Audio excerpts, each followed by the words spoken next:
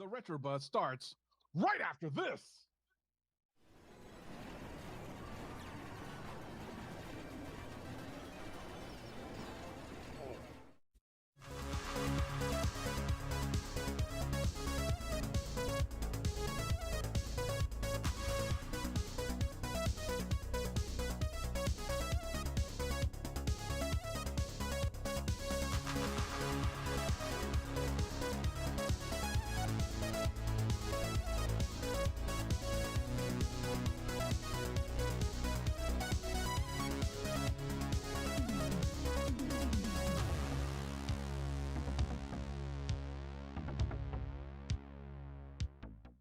Hey guys, it's Saturday and it's time for the Retro Buzz. I know we normally do it on a Friday, but Wilson over here decided to change all that and mess everything up. And you see why. He tells us it's his son's birthday, but the reality of it is it's actually Glenn's birthday. Cuz look at this guy. He looks like a kid in a kid. Do you have 3 things there? Thanos stopped by earlier, and he dropped these off me to watch for him. He's getting his glove fixed, so Nice. he dropped these off me to look at for a little while, and I don't mind. Is that all 3 of them? You have the PC Engine, the Core Graphics, and the TurboGrafx 16 minis. You gotta have 3 now. I haven't got my other 4 sets yet. This is my first set. Jeez, no wonder they shut down. It's your first holy trinity. That's right, the first one. Thanos will snap his finger. I'll get the rest. Oh, we'll come back to Glenn here in a little bit. But we also got Mr. Douglas Smith, Mr. Howdy. Cool Toy. It's great to have you guys Pleasure here. as always. We have a special guest with us, but we'll get to that here in a little bit. But we've got some news to talk about really quick. I want to kind of present this to everybody. So if you didn't know, Mother's Day is coming up, and the folks You better know. Well, yeah, you better know this, right? So the folks at Game sent me an email, and they said, we want you to show this on your show, and we want you guys to talk about this. And it said, Happy Mother's Day. And I know Apple does a lot of things like that. Apple will drop bombs like that, and they'll put pictures out there, and we got to kind of figure out what is going on. Decode it. Yeah. We have to decode it. So what do you guys think? I mean, they said that we have to watch their social channels this week to find out what that means. But what do you guys think? Let's take a stab. Go for it, Doug. So it sounds like it's going to be like an Easter egg hunt type of thing where they're going to, or not Easter egg hunt, but like Hansel and Gretel type situation where some breadcrumbs are going to be periodically scattered throughout their social media channels, and we got to kind of put the pieces together and find the light at the end of the tunnel or something like that. And obviously, with Mother's Day being the main theme of that image, it probably has something to do with gaming and mothers. So hopefully we can stay tuned to the social media channels, maybe win some stuff, figure some stuff out, and play some games with mom, maybe. Glenn, I think it had something to do with Kathleen. I think that you and her were supposed to do so. Is that what you're picking up? No? Well, the thing is, Doug couldn't be farther off base. So what they're doing is the Kathleen Kennedy game coming from Matt Games, where she promises you the world and instead gives you garbage. Oh my. And then she wants you to take out the garbage. So every 15 minutes of gameplay, Kathleen Kennedy pops on the screen saying, take out the garbage, or do the dishes, or whatever, or go watch the worst Star Wars trilogy ever made type of thing. So that's really what it's going to be about. That's, I'm telling you. Doug, I'm going to stick with you on this one. I think that there's some kind of, I don't think it has anything to do with Kathleen Kelly, whatever you call her week in and week out. You just Devil Woman, I think is what he typically he's called her. He's called her that a few times. Yeah, just about. But just about. Doug, destroyed an empire. I kind of broke down, and I know you're still waiting, but I broke down and I got the TurboGrafx. I ordered it right before the cutoff for Japan. I bought it, but hear me out so everybody sees that I have this. The only thing I've done with it so far, and I've had it for about a week and a half, is I've taken it out of the box, did the unboxing video, packaged it back up, and put it back in the box. And the reason for that is having that EverDrive, I was kind of like, it's missing some cool games. So so I'm going to do a Glenny with that. I'm going to put it up on the plastic bag it. I'm going to plastic bag. I'm going to send you the bag. I'll send you the bag so you can put it in there. Well, no, You gotta have the bag to keep it all safe. I can actually use the one from this. So yesterday they had a really good deal. Glenn shared with us. He said that they had the NeoGeo Minis for $30. So I did pick one of these up. If you guys, I know a lot of you guys got your orders in, but I also, Doug, I don't know if you got, I know you had one earlier, but I picked up the controllers, $22 a piece. Yep. So I've got those, and that'll be tomorrow's project to play around with that. I got nothing. Mine's still in shipping. I got nothing. I posted it and I got nothing. Hey, you're the one that lives in the pandemic capital of the world. It's not our fault. Yeah. Very true. The Very epicenter true. of this right now. What it really boils down to, it sounds like I'm the only person left standing on the world that doesn't have the TurboGrafx Mini. And what it's really going to come down to is I'm going to have to pay scalper prices. And by scalper prices, I mean Glenn's Retro Show prices, and maybe get him to sell me one of the 4 that he owns for me to be able to get. Dude, I told you I want a Tesla. I got to get a Tesla, man. Well, yeah. Glenn's got 4 other ones on order, so he'll just sell you one. That's what it's going to boil down to, because mine, I'll be retired by the time mine actually ships from Amazon USA. Well, without further ado, we have another special guest here that we can kind of talk some more about this stuff with. We titled this one Riggen the System because we've got Mr. John Riggs with us. YouTube. Riggs in the house. What's going on? No, I'm good, man. How are you feeling? Doing all right? We're doing all right. Glenn's not doing too well, though. Oh, that's what? What happened? Well, because he doesn't have all 5 of his turbos yet. Yeah, I don't have that. I don't have my NeoGeo Mini yet. I mean, sure. Come on. Yeah, these things happen. Oh, yeah. Well, anyway, so what did you jump on this even to buy another one at $30? I think you had this already. Did you jump on it, or did you just kind of stay like the normal rest of us? I'm good for now. I mean, I had one, did my video when the system first came out. And again, just like everything else, I got it, did the video, played it for a little bit, and then I shelved it, and that's where it sat this entire time. And even when I saw that deal too, it's like $30, I could go for another one. But it's like, what am I going to do with 2 of them outside of, keep one pristine and the other one I never even. What can't you do? What can't you do with more than one? Glenn will show you. Oh, plenty. Get the bags out, Glenn. Get the bags out. No, I mean, even the one that I had, I gifted to another content creator so he could do a video on one, because I got one a little bit earlier than like the public, I guess. So it's like, but it's still, I don't need it right now. It's a great deal, and it works, I think, pretty well. When you plug it in through HDMI to a monitor, it's not as good as it could be, but just like as a standalone by itself, I think they're pretty neat. So, that's what I want to do. I want to put it with my consoles. So you're saying that the screen is not going to be something I'm going to be too happy with? It works. It's not the best. It's not the best, but it's all right. I just like it for what it is. It's like a standalone thing. I also wish I had batteries or some kind of rechargeable something, because it's like it looks portable, but you still have to plug it in. So yeah. I don't know.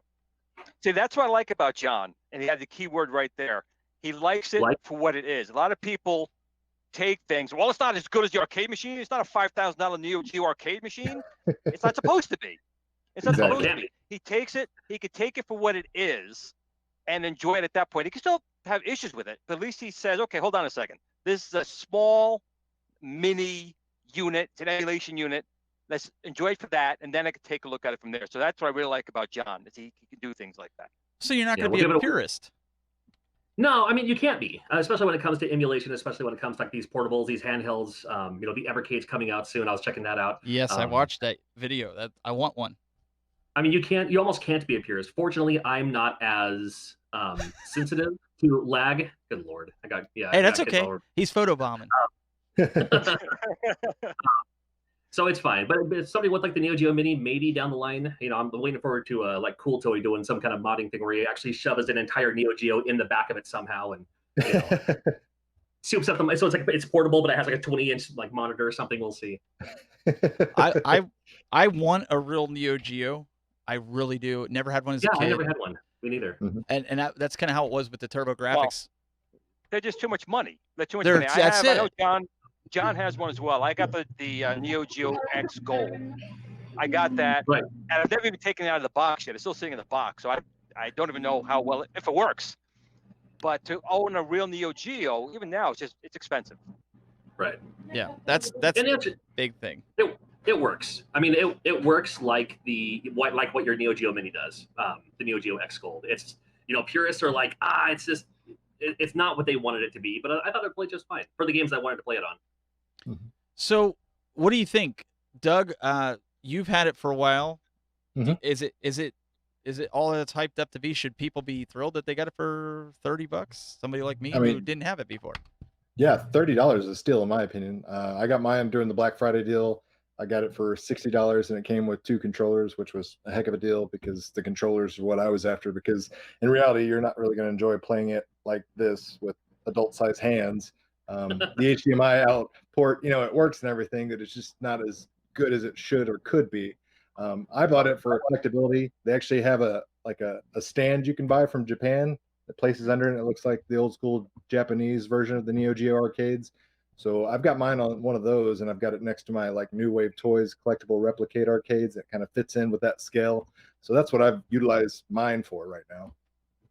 What about with going with this, adding because I bought the controllers, I got the black one. Somebody said in the chat room, Nacho said, $19.99 for the white controllers. People might look at that and go, man, $30 for the gift system, and then maybe $50. Yeah. For 2 controllers. Is it worth it? Because Doug, I think you pointed out in our little conversation that we had, the joystick and buttons on it sucks. I mean, it just flat out.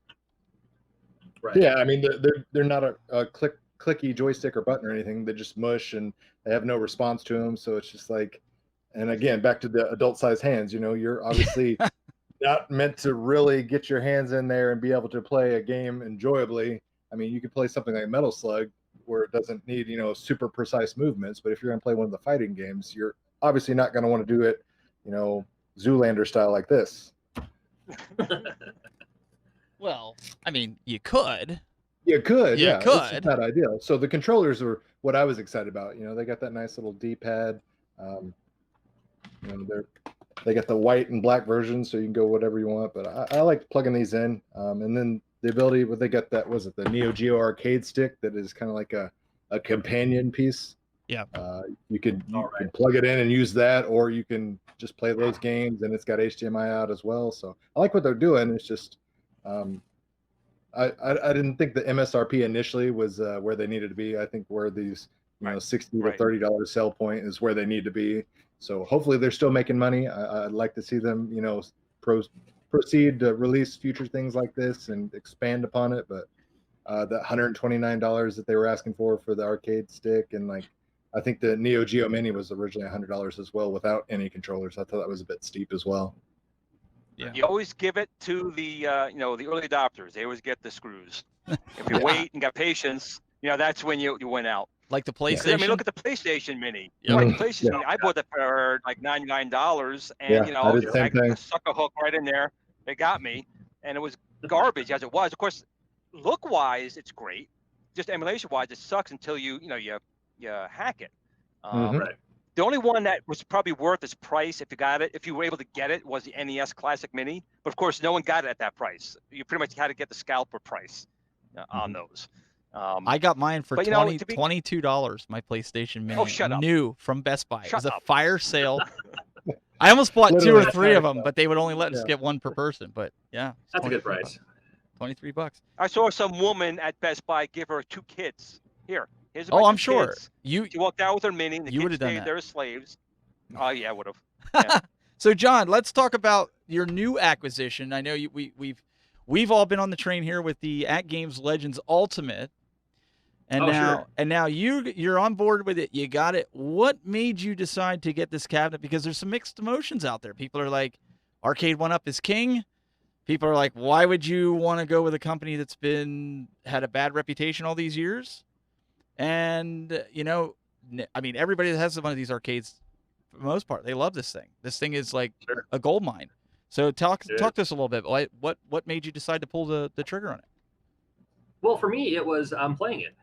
They had a demo model at the Portland Retro Gaming Expo last year, and I didn't even know it was going to be there. It was just in the at the Portland Retro Gaming Expo. There's a Tetris tournament, which I'm usually not part of, but I think it's cool to see everyone there and all competing and everything. So I popped my head in just to kind of look around a little bit, and here it is. Here's this At Games Legends Ultimate that I've heard about. I get At Games, I follow them on Twitter and I see their updates and everything. And I was curious about it. I was interested. I know their history as well, but I also still think, I mean, there's even before all that, they had some other products that I thought were really good. A lot of people trash their Genesis flashback systems, but their latest version of the Genesis flashback that also had Master System and Game Gear games on it, and could play actual cards, I thought it worked pretty well. I was actually a fan of that one, and I still use it if I can. So when I heard the arcade coming out, I was like, the price is a little high. Yes, there's arcade one-ups. I have one arcade one-up, and I like them, but I'm also 6'5". So to play one, I'm either sitting down in a very awkward like man spreading thing to wrap my legs around the console, or I have to put it up on on a different kind of riser, maybe put it up on a chair or something, which is totally countertop. But they work out pretty well. They really are. But when I heard about the at-game, the Legends Ultimate, when I actually played it hands-on, I was like, oh, this is pretty neat. I like it for what it is. I didn't have any clue about what you can do to it later, about the adding your own ROMs and the bring your own game and playing games through Steam on it, with the arcade link and all that. I was really interested in that. And once I started watching a few videos on here's what you can do and here's how you can add games and everything, I was like, that's an instant winner. I have a Pandora's box. I have a Pandora's box that's the dual arcade stick, HDMI, plug it in, comes equipped with like 2,000 games, and it works really well. But this is the standalone, and the fact that it has the trackball and the spin dial thing. I thought it'd be fun, not just for me and my nostalgia, but also having children. They can play like the bowling games where you just use the trackball, or the other day my daughter and I were literally playing Pong. So there's a lot. Has a lot. You just made Glenn's day. That's right. Yeah, we're fans of the old school too. Pong was my first console growing up, so I've always had a fondness for Pong. So, it took playing it. It's just like being I'm a huge VR gamer too. It takes actually experiencing it for you to say, okay, this is actually pretty cool, or to have the opposite opinion, saying, well, at least I'm glad I tried it before I bought it. But yeah, everybody who I've shown the at games one up, it never, or not the at games one up, the at games, the Legends Ultimate. It's the fact that it's from at games. It's Nintendo is not, Nintendo has the word Nintendo on it, but everything they've made isn't gold. So it's just you take the good with the bad, and you discover your own stuff, and you just don't read into the internet hype. Well, and I think we all agree. And Glenn, there's been so many things, even like growing up.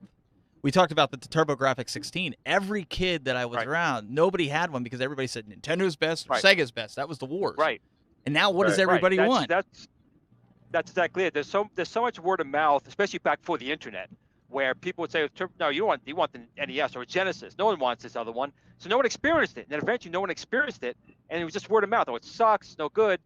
Then you come 20, 30 years later and you have a Mini come out. People are playing it for the first time going, holy cow, this thing's actually really fun. And not only that, I personally, a lot of people I talk to find that these Minis are actually the best ones out so far.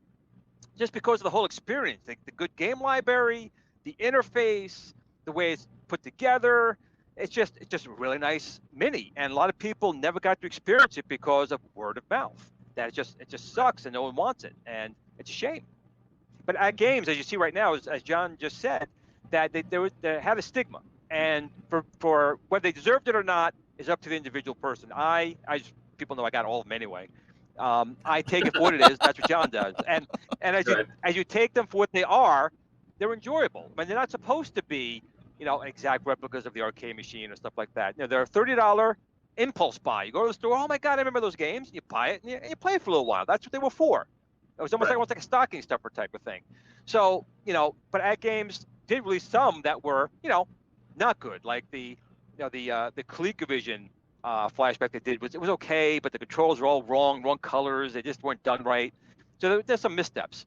So when the Legends Ultimate came out, just too many people had that at games. Oh man, it's gonna be garbage, and it took them a little while, but not as long as I thought. We talked about this way back in episode 1 and 2, that we didn't think at games would turn around as quick as they did, but people went from hating at games to now people defending them, almost like the 300 Sparta, and they're defending the Legends Ultimate because they took the time, they sat back and said, listen, we need to change our game, we need to change our image, and we need to prove that we can come out with something good, and they have.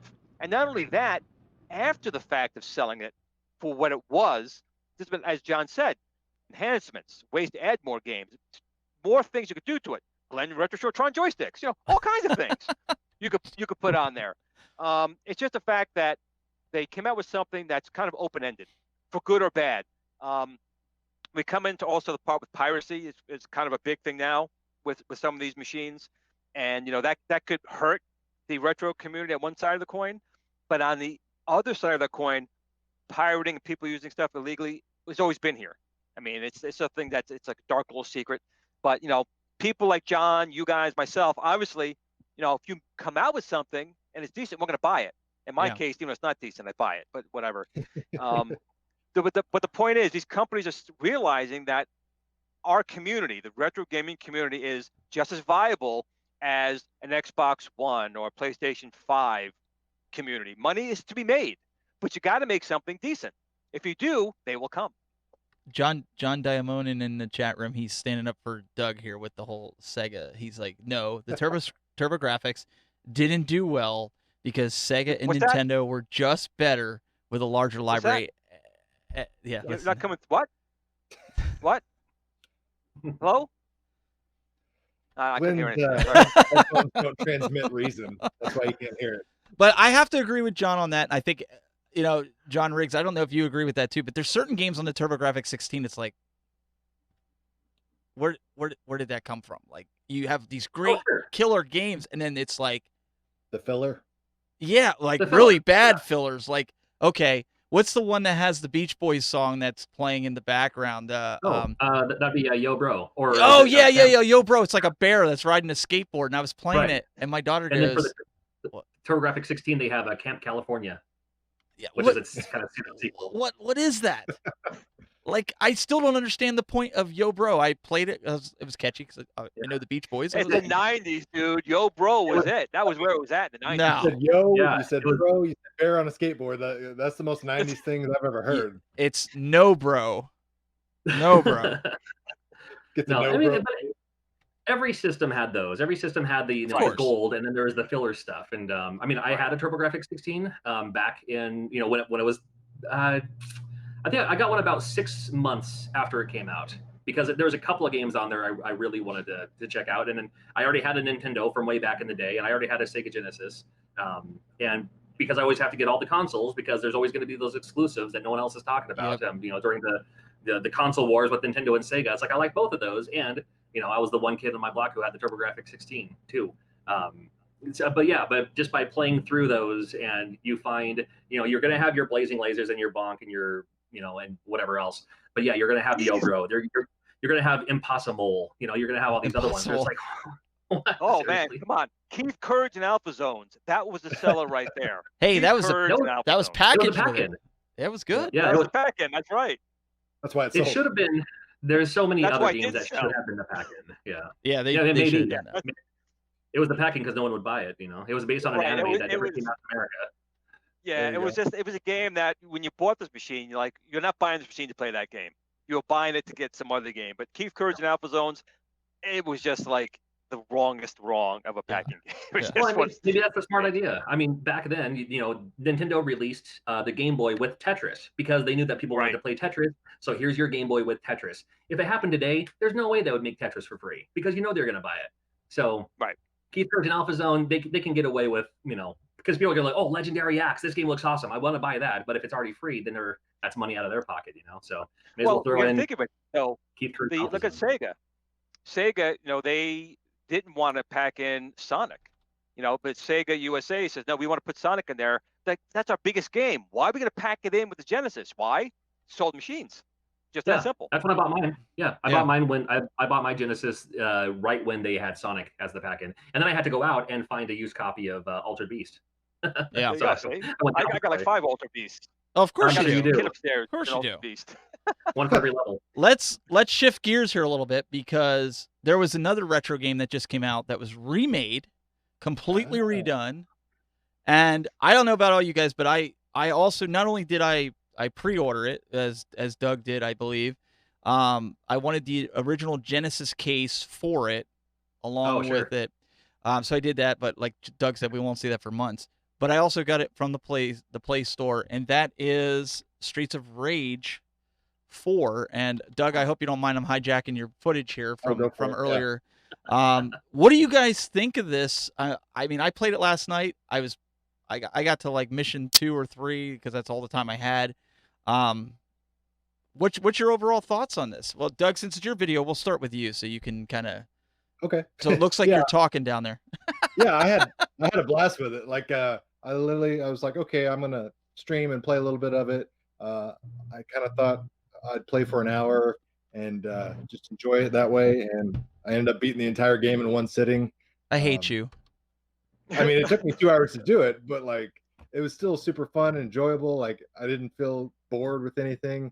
I felt like it was like a really good like love letter to previous Streets of Rage fans, especially Streets of Rage 2 fans specifically. Like the very first level of Streets of Rage 4 feels like it's like one block away from the opening level of Streets of Rage 2. Like it just feels so cohesive in that nature. It's got, you know, new updated graphics. Originally when the trailer first came out, people were like, oh, this looks like a cell phone game.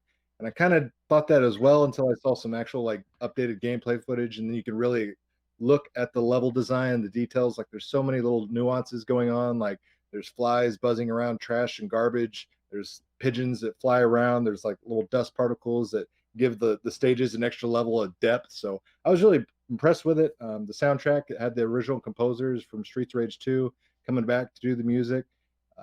It obviously is not as catchy as Streets of Rage 2, but maybe that's just subjective and comes with time. You know, I've got to play this more before all these songs, you know, get burned in my head like the original Streets of Rage 2 songs were.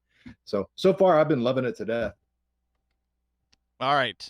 Because we'll do Glenn last because Glenn absolutely hates fighting games and can't win at them. So, John, Yes. what's your thoughts of it? The same. I played through it. Same as you. I played through it on my first sitting on easy mode. I'll go through back and play it through the other modes too. But I like the music. I actually went out after I beat it and bought the digital soundtrack through Bandcamp or SoundCloud or one of those. Whoever did the music for it, he was like, "Oh, here's the." I reached out to .emu and was like, "Hey, do you have this like the CD for sale?" And like, well, we don't have the CD. They're doing a vinyl with limited run games. But if you want the CD, I mean, here's, you know, you can listen to the songs online for free. And there's also like a click to, you know, buy the whole album for $10. So I was like, did that, supported the cause. I like the fact that between each stage, so like sometimes you play the game, like let's say as Axel, that was the first guy I played as. And you feel like you're stuck with them until you die. But they say, but you can change characters after each stage if you want, which I thought was kind of cool. I didn't realize that until about 3 stages in. It was just to see who else is out there and see what else is out there. You can unlock new characters too. So I have one of them unlocked so far. Still have to go back through and get the rest of them. But yeah, it's the same where I heard about it.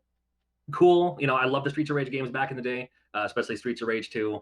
I saw gameplay footage at, was it E3? It may have been PAX West, but I didn't play it. I saw it and I was like, oh, there it is again. Okay. And I just, at that point, I was like, I'll play it when it comes out because that's kind of how I am with almost every game. I see games at E3. I see games at PAX West. I don't want to wait.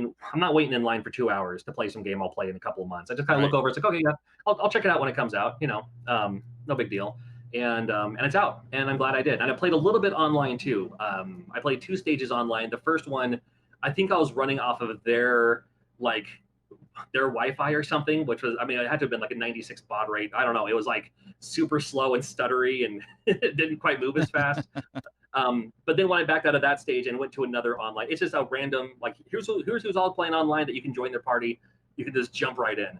And when I did that on the next one, it played as if I was sitting right next to some guy playing Streets of Rage 2 right next to him. So a couple new moves in there too. I love the fact that you can like throw your items and then bounce it back and you can catch it again and like throw it again or hit someone else with it. And yeah, there's a lot going on with this game, like the air combos and all that. I'm a huge fan, like I said. Beat it my first sitting, and I'll play it probably right after this podcast and you go through it to someone else. You can't beat the price on it. And Doug, if you can look up that super chat there while we get Glenn's view of this, because Glenn's probably going through and playing as you. People don't know that you're the special character in there, Doug. You're actual. Right? You reprised the role of Axel. I came back with Axel. You came back as that. That's why he's got the beard going on. He reprised the role as Axel.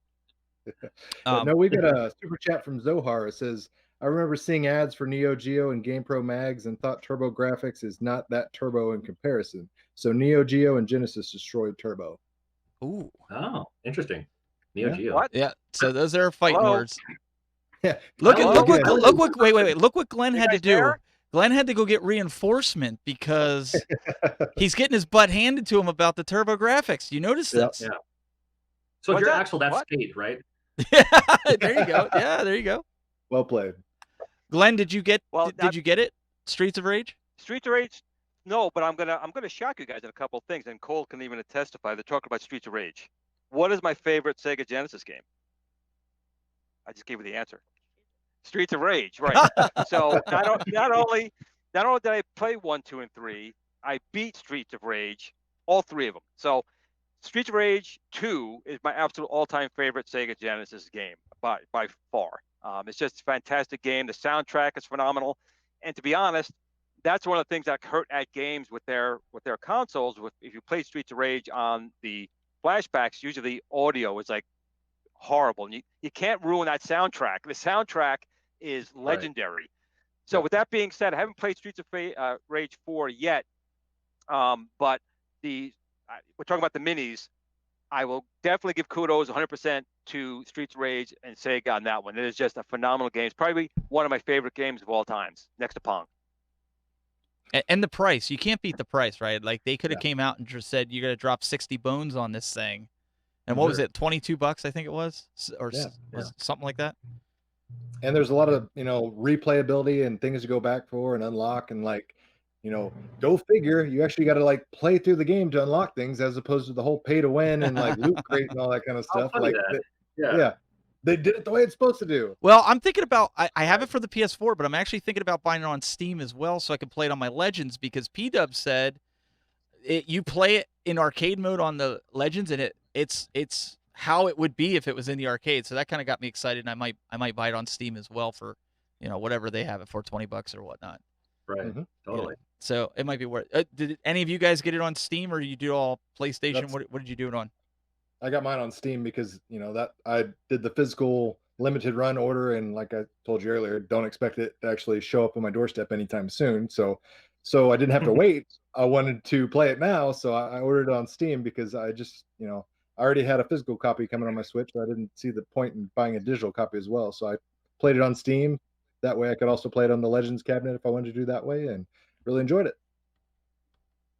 No, I have mine on the Nintendo Switch, but if you have an Xbox One and if you have Game Pass, it's free right now on Game Pass. Sweet. On Xbox. If you have Xbox One and Game Pass, absolutely 100% free right out of the gate. So it's like, man, that's how you do it. Yep. But I have mine on the Nintendo Switch. And it plays fine. And what are you going to get it on, Glenn? I have mine on the PS4. TurboGrafx. I gotta. No, you can't play it on TurboGrafx. No, it's got to be played on the Atari 5200. You got to get that copy. That's coming out, right? Yeah, that's right. Or the Magnavox Odyssey. The Magnavox Odyssey version has got to be great. Yeah, Sticks of Rage. Yes, that's right. Sticks of Rage. That's what we'll have to call it from now on. I was actually surprised. There wasn't there, and guys, correct me if I'm wrong. I was just reading articles on this. But wasn't there like an Australian hack of some sort where you could actually, like, guys were getting it before the U.S. and they were playing it, like, because I've seen it all over Twitch, and I'm sitting here going, like, and I saw it in the chat room because I was watching people are playing it. I'm like, how are you playing it in the U.S.? Sure. But there was some kind of Australian hack that, like, if you change something or change your time zone, you could actually download it or something earlier. Did anybody else see that? Well, in Australia, if you have at least if you have a Nintendo Switch account, it probably works for PlayStation 4 also. But games come out at, let's say, midnight. Well, midnight in Australia is like 6 p.m. our time or something like that. So if it's like midnight there, it's a different time for us. And that's happened before. I mean, there's also going to be people who like leak the review copies, which is terrible. But yeah, I have several friends who use that Australian time zone thing. It's free to set up an extra account on your system, just to have that thing. And when you download the game, it's the same game. It's the same US game. Nintendo, at least as far as Switch goes, a lot of games will come out almost like universal. It's just like, it's the same game, but if you get it in Japan, it's, default the Japanese language. You get it in America, it's default the English language. But you can't even, like, if I buy the American version of the game, I can't even buy the Japanese version of the game because I already purchased it. Just because it's the same game, just with different language track on it or something. So it's interesting, but I've seen that happen before in the past. So there you guys go. New version of a game comes out. You want to buy it digital?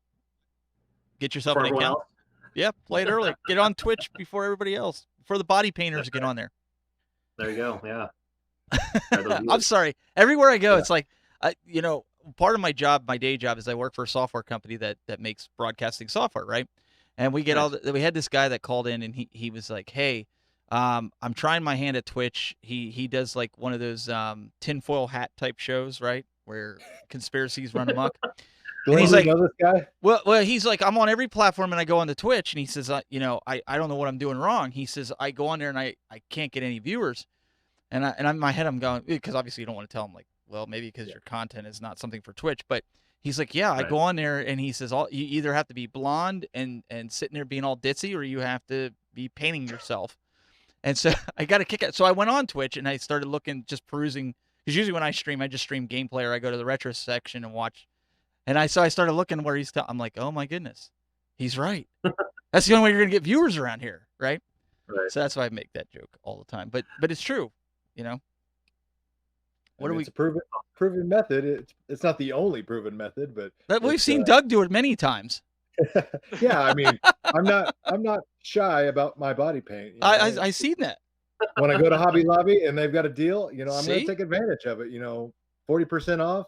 You didn't think Glenn was going to tell me that, did you? Yeah, he told me. The fact you knew about Hobby Lobby and the paints and the price off is scary to me. It's just scary. Glenn, you got a super chat in the chat there. If Doug, you want to read that out for him, because he's not going to be able to look at him. He doesn't even have his glasses on. He's trying to get closer. I know. You got it. He can't read it.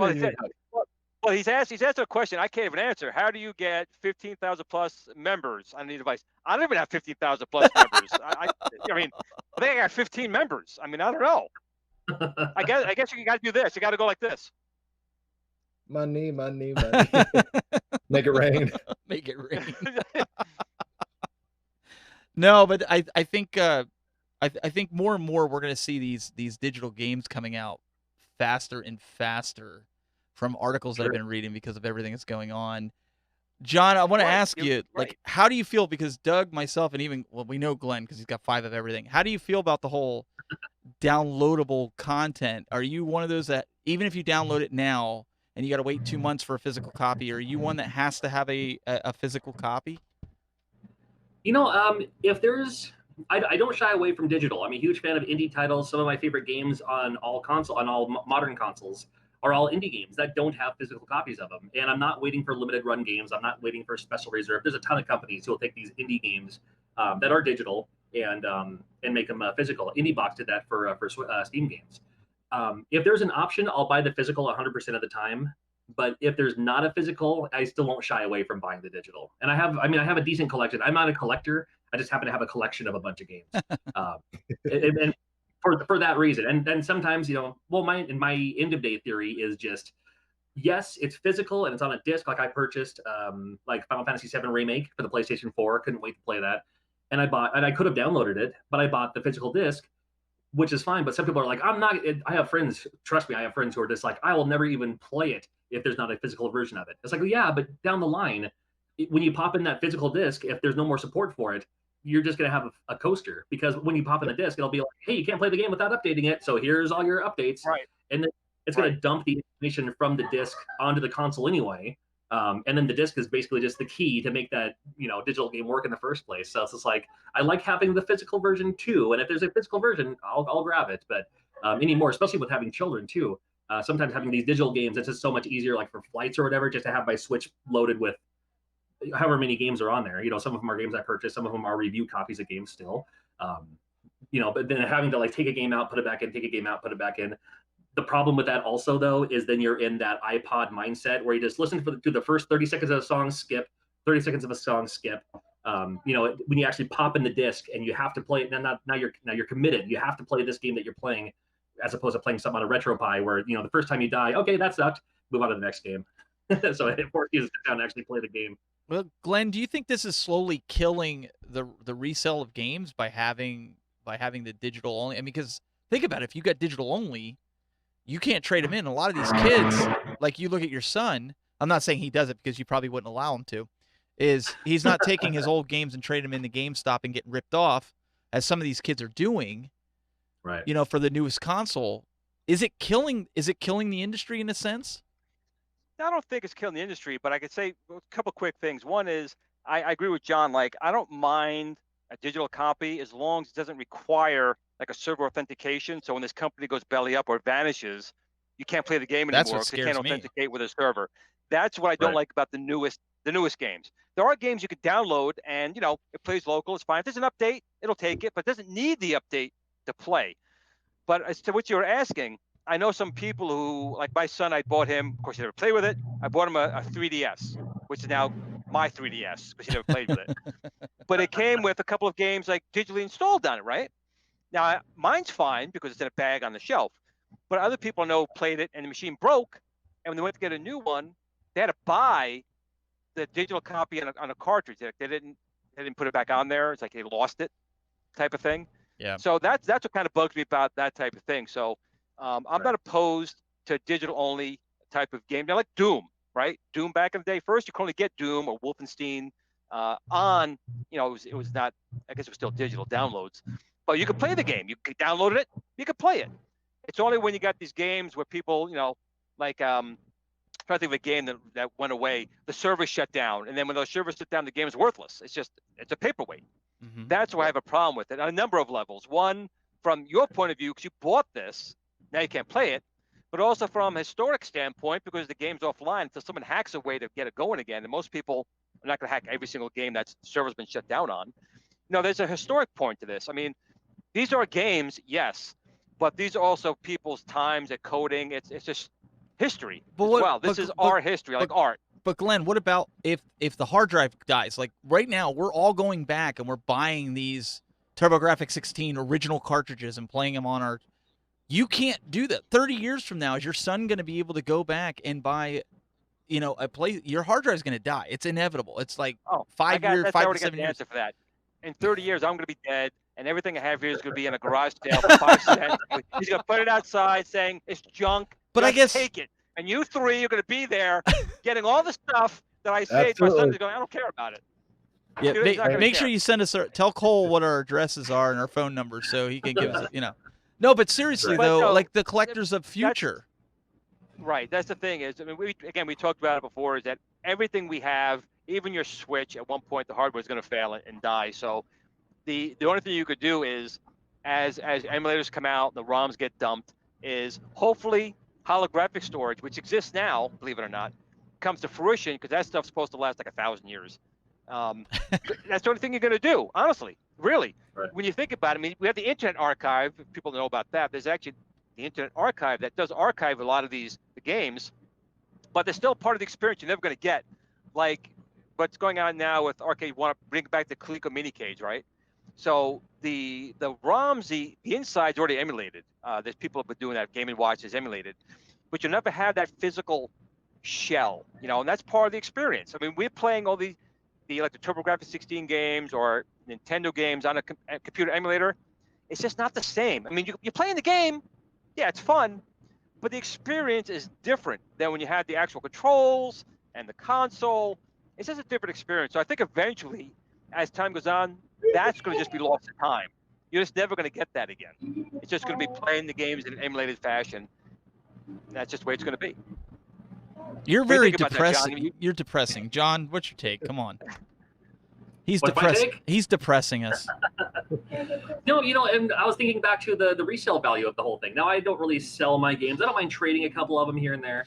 You know, if I'm for sure never going to play it ever again, someone else wants it, because I can always find it back. The cool thing with these like the physical copies of games is you can get it back. Like I wanted to play Final Fantasy VII, so I grabbed it.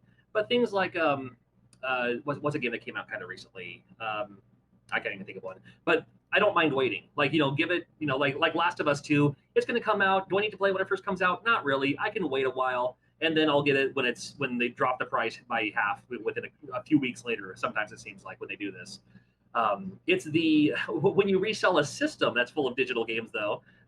Like you're like, hey, here's my PlayStation 3, and it comes with 200 built-in games that are downloaded. How much will you give me for it? And you're like, and they don't even care. They're just like, I don't care about the digital games. The PlayStation 3. That's where the money is.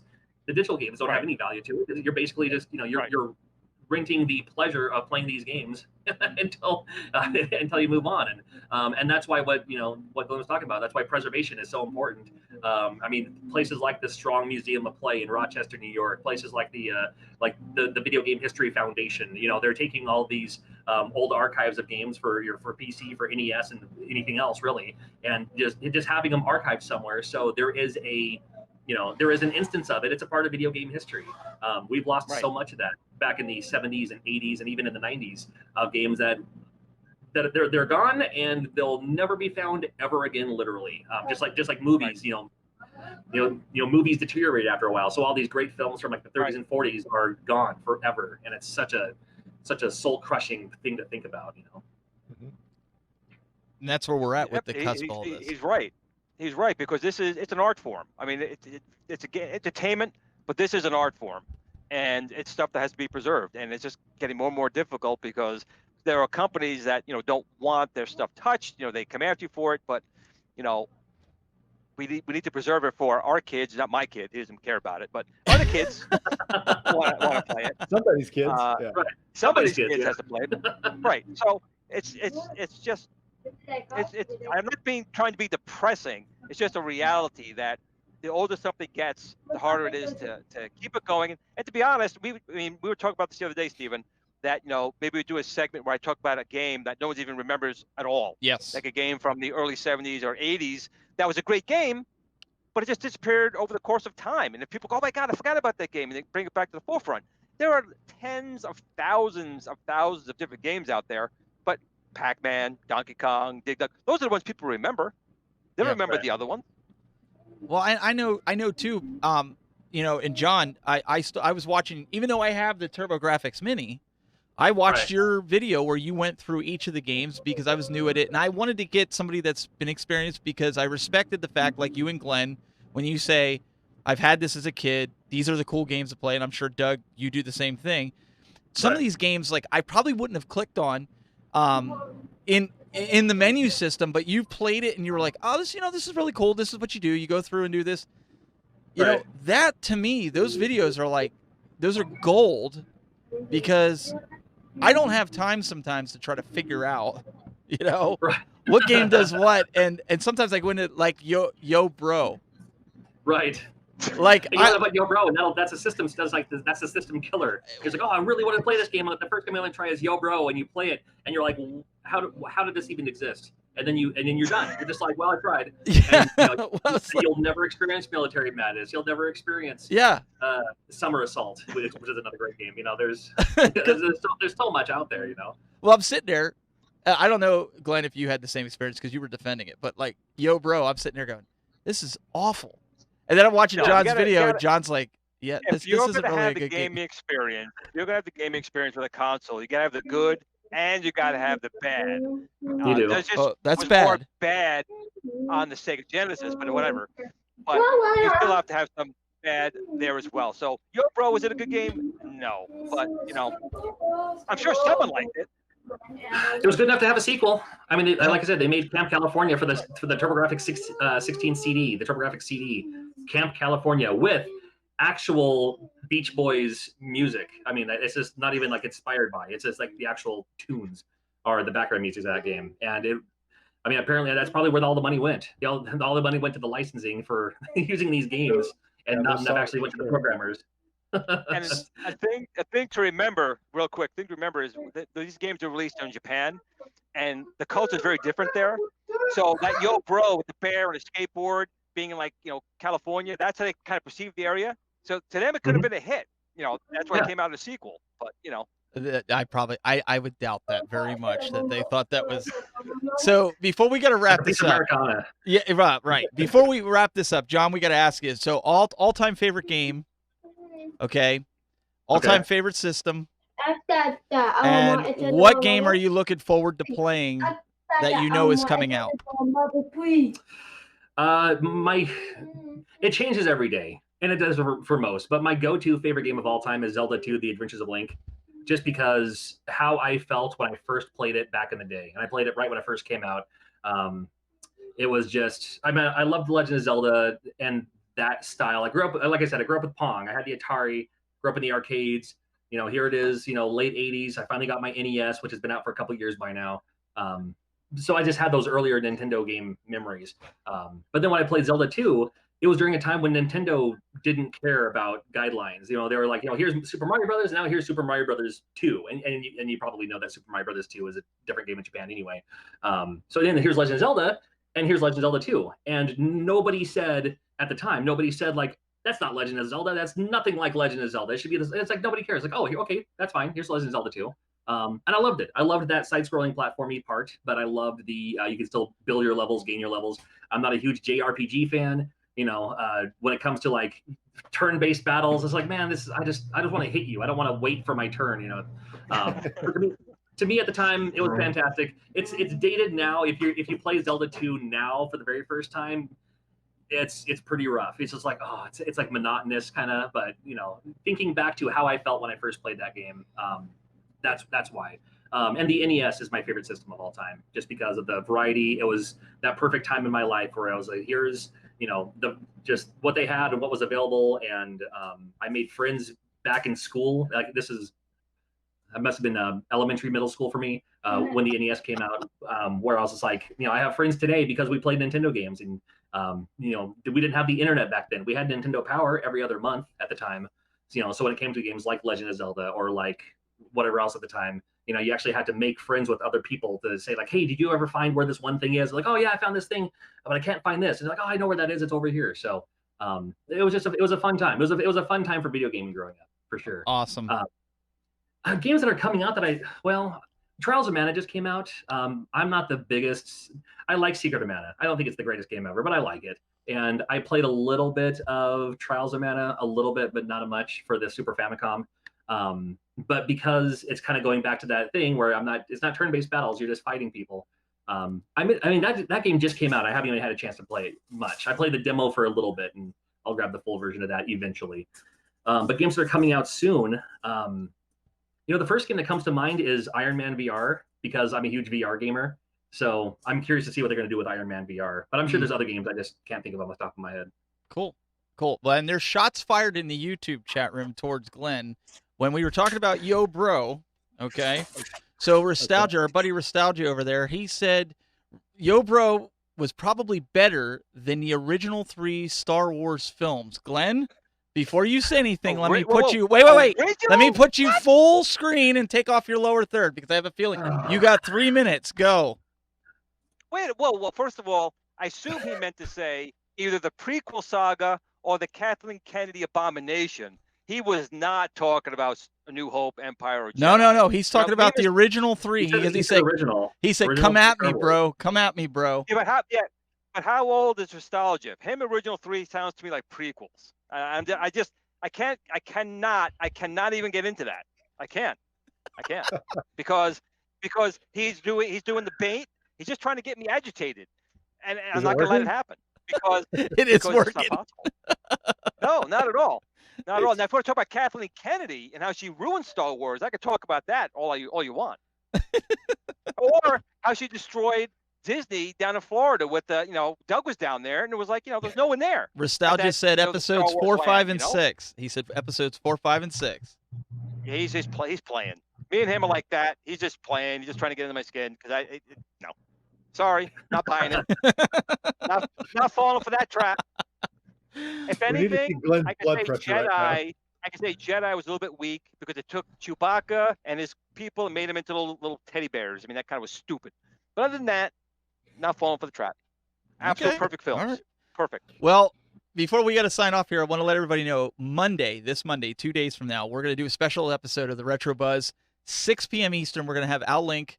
If you guys have a Legends Ultimate cabinet, you want to tune in. If you have an Arcade 1-Up cabinet, you want to tune in, because Al Link makes the awesome Pixelcade that I know Glenn and myself have, that allows you to customize your marquee. I made a Tech Buzz one, a Retro Buzz marquee. It's pretty awesome. You can run it with a Raspberry Pi. I think he got it working now with a Raspberry Pi 4. And I know at Games, he's trying to get it working with them right out of the box. So tune in. You want to check it out. Al's going to kind of go over his workflow with it, I guess, and how he's designing and some of the ideas he has with it. So it's nice. It's real nice. I mean, it's definitely one of the nicest things, I have. Well, it's over there. We'll see it Monday night. We don't have a But, promo code for it, but P-Dubs does. No. Inside joke, but P-Dubs does have a promo code for it, so you can get a discount on it. Out there, I don't know if he's tuned in, but it's his birthday weekend. I think P-Dubs is turning what, 15 tomorrow? Either 13 or 13 or 14, about that. something like that. I mean, his wife really rocked the cradle over there. I think he's like 14. I don't know. But he's in Arizona. I think it's legal out there. I guess. I don't know. Yeah, could be. Who knows? He's turning this mini. Yeah, there you go. John's right. Perfect.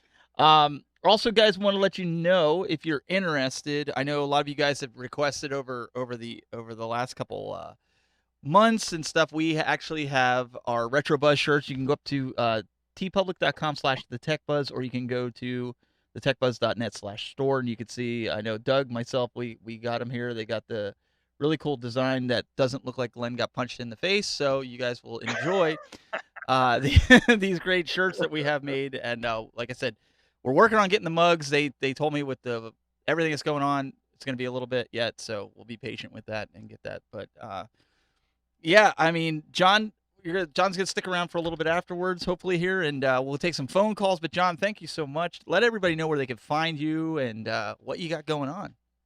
I'm on Twitter and Instagram and all that at John Blue Riggs. My first name, color, last name, John Blue Riggs. Find me on Twitter, hit me up there. Instagram as well. And the easiest thing is just search for John Riggs. It's just my name. Search for that on YouTube. You'll see me probably vaguely pointing at whatever I'm talking about. I literally just did a video today on 20 arcade games that I enjoyed growing up that are from the 80s and 90s, which is perfect because if you have the @games Legends 1-Up, quick plug for them again. some games you might consider throwing on there. Games that I had fond memories of.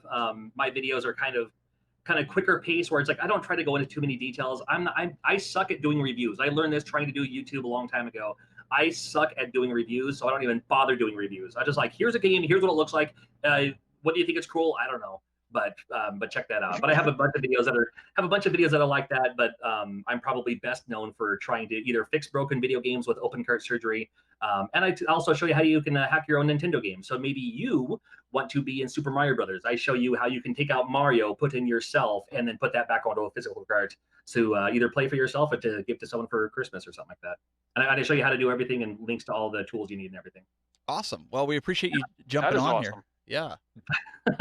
Appreciate you coming on here. And my pleasure. Mr. Doug, what's your new video coming out tomorrow? I was going to say on Sunday, but tomorrow is Sunday. Yeah. I'm all messed up. What do we got for the Legends? What is it? The School of Legends Arcades. Legendary Academy. Yeah. So tomorrow's video is navigating the menus. This is just a basic introduction to all the menus, the sub menus. What do they do? How do you navigate them? What does each one mean? Because if you're not really tech savvy and you walk up to that Legends Ultimate cabinet for the first time and you see all the menus on the side and you see the menus on the top, it doesn't really explain it well in the 3-page instruction booklet of the cabinet. So hopefully this gives people a basic understanding of what is in those menus and how they can navigate and find things they're truly looking for. Awesome. And going along with that, this weekend, guys, if you have a Legends Ultimate cabinet, the 2 games that are going to be out there, I believe they have Glenn's favorite, and I don't know if Glenn's going to get in it. And I actually, what is he doing? Yo, bro, really? Yeah, no, not yo, bro. Glenn, what's your favorite arcade? What's your favorite favorite arcade game that you always got to build your arcades to look like? What's my favorite arcade game? There's too many, man. Well, the one that you have, it's not Zaxxon. You have a certain Thunder Stick that you want to give away. Oh, is that what we're talking about now? Well, okay, but there's a competition that somebody could use that giveaway for a certain game. What's the name? I mean, for Tron you're talking about? Oh, Tron. Is that what Tron, Glenn's favorite game of all time. Is that how you were going around? Listen, to get that? Listen, you're not picking up my cues here. I'm trying my best. Nostalgia still got my blood pressure up from this comment before. So anyway, yeah. So anyway, I wanted to do a giveaway. Actually, my first giveaway, to be quite honest, because people know me. I don't give away anything, so this is hard for me. I want to appropriate. I don't want to give away. But I do want to give away a Tron joystick, whether for the arcade 1-up or the Legends Ultimate. The winner will just tell me which one that they would like to get. I think what we want to do is we wanted to try and promote, the retro buzz. So we're trying to figure out how we want to do it. So maybe tomorrow, on Monday's show, we'll go into the details of how you could win a Tron stick for either your Legends Ultimate or your arcade 1-up. Maybe you just have to tell me how much you like the TurboGrafx better than a Sega Genesis. Maybe that'll be the, I don't know. Oh, Maybe we'll do something my. like that. Or I'll have an Star Wars 4, anti-giveaway 5, if and that's the 6. case. They're both great. Or our Star Wars 4, 5, and 6 were the best things ever since sliced bread type of thing, Well, Just saying. so we're going to announce that, what, tomorrow, or are we going to announce that Monday when we have Al on? We'll do it on Monday when Al's on. Okay. We'll do it then.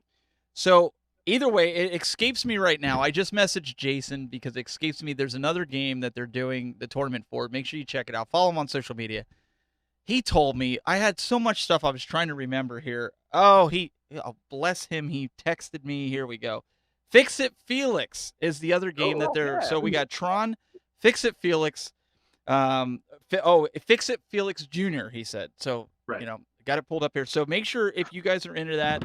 I beat Glenn's score last competition. I think I was 10th overall on Tron for a guy that's not into Tron.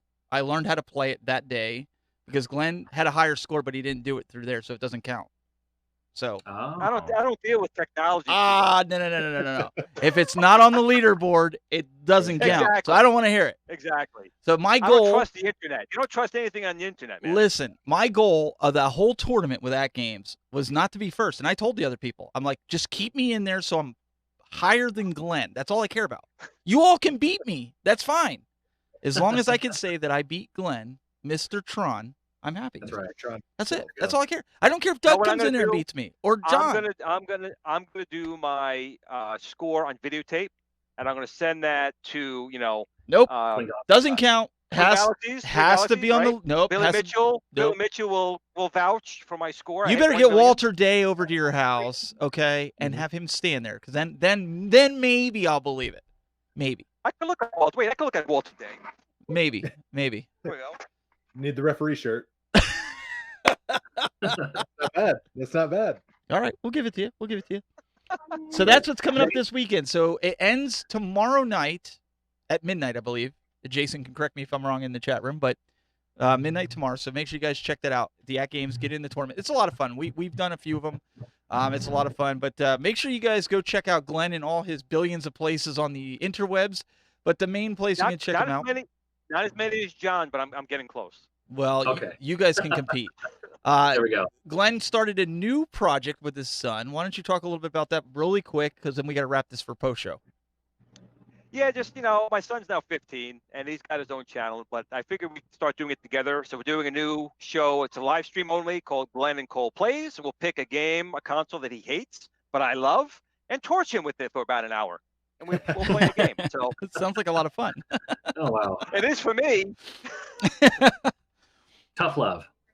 There you go. Well, we appreciate all you guys coming out here, especially on this Saturday. We'll be back to Fridays next week, but we also have that special edition coming up Monday, so we hope you guys tune in. Al's a great guy. We know you'll like it if you haven't seen the Pixelcade up close. I know Glenn's got some videos on that as well, so you guys can check that out ahead of time if you're curious. But bring your questions. Al will have answers. I feel like this is a Radio Shack commercial, but tune in anyways. And if you got questions, he's got answers. So that's what's coming up here, coming on Monday. We appreciate everybody tuning in. We'll see you guys here that are in the audience in a few minutes for the post show. The rest of you guys, we'll see you on Monday or next Friday. Have a good week.